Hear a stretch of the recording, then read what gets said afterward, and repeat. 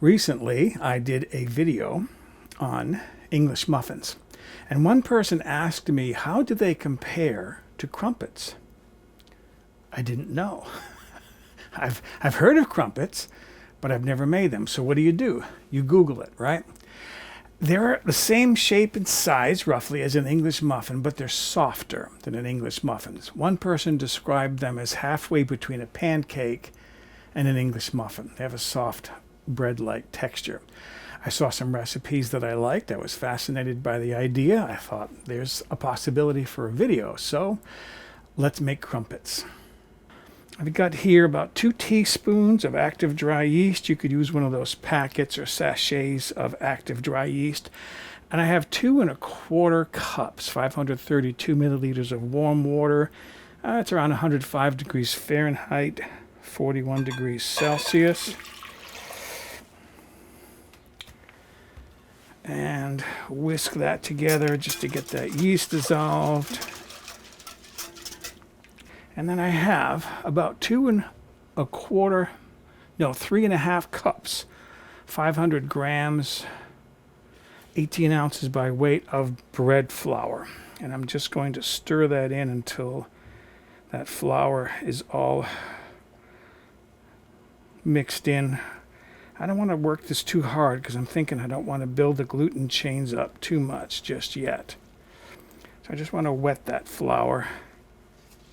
Get it all mixed in. Scrape the bowl down. And that right there should be good enough. And then I want to add 1 1/2 teaspoons of salt and 1 1/2 teaspoons of sugar. And again, get that mixed in. You could add that with the flour. It wouldn't really matter. All right, that's good enough. Now I want to get my spatula scraped down. And then you can cover this with plastic. I'm going to use a silicone lid. You want to let this rise for 1 hour, 1.5 hours until that batter has doubled in bulk. This has been rising now for well over an hour. You can see how much that's filled that bowl. Okay, I want to add to that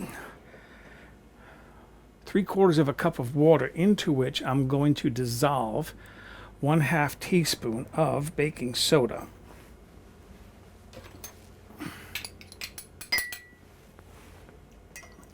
This is bicarbonate of soda. Gonna pour that in there. And then again, I'm gonna mix that in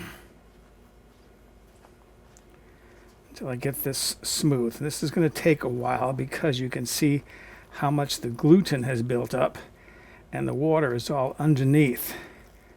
So I have to work that in slowly.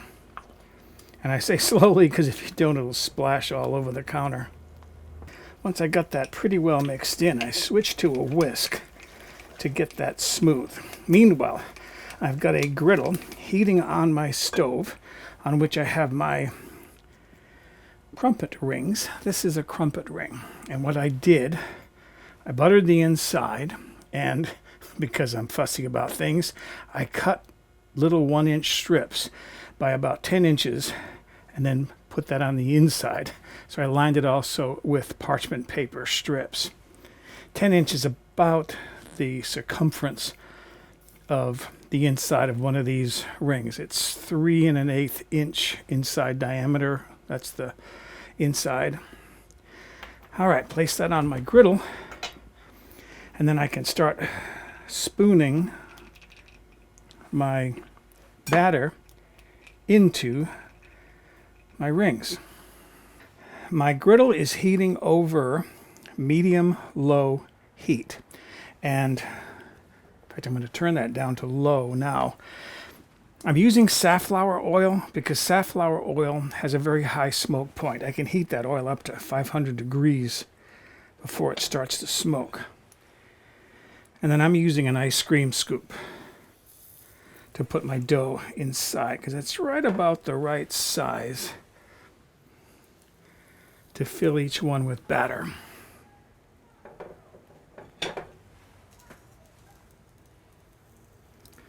Okay, and the trick is, from what I understand, is you want them to cook like pancakes until bubbles start to form and break on the top without browning too much on the bottom.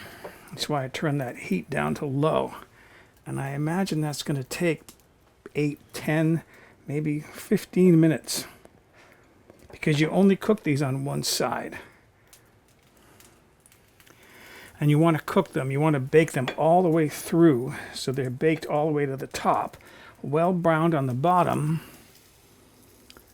without being browned on the top, of course, because they're only being cooked on one side. You can see what they look like after the bubbles have come to the surface and broken.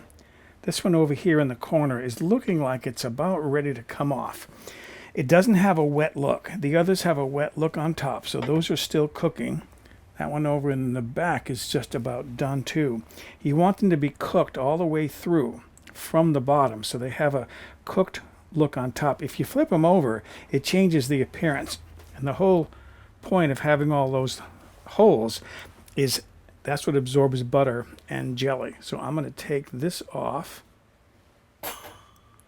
move this to a cooling rack. I want to see the other side. It's browned without being darkly browned. So there are most of them. I have a few more cooling on the cooling rack, and there's one more left on the griddle. It's still not quite cooked all the way through. And then I toasted one that I'm going to taste. Okay, so let's see what this tastes like.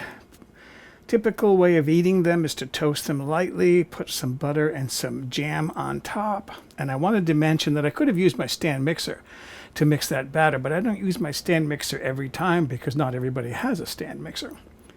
Here we go.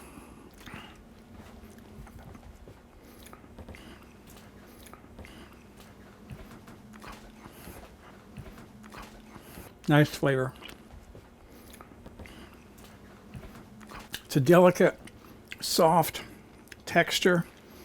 And like somebody said, it's about halfway between a pancake and an English muffin.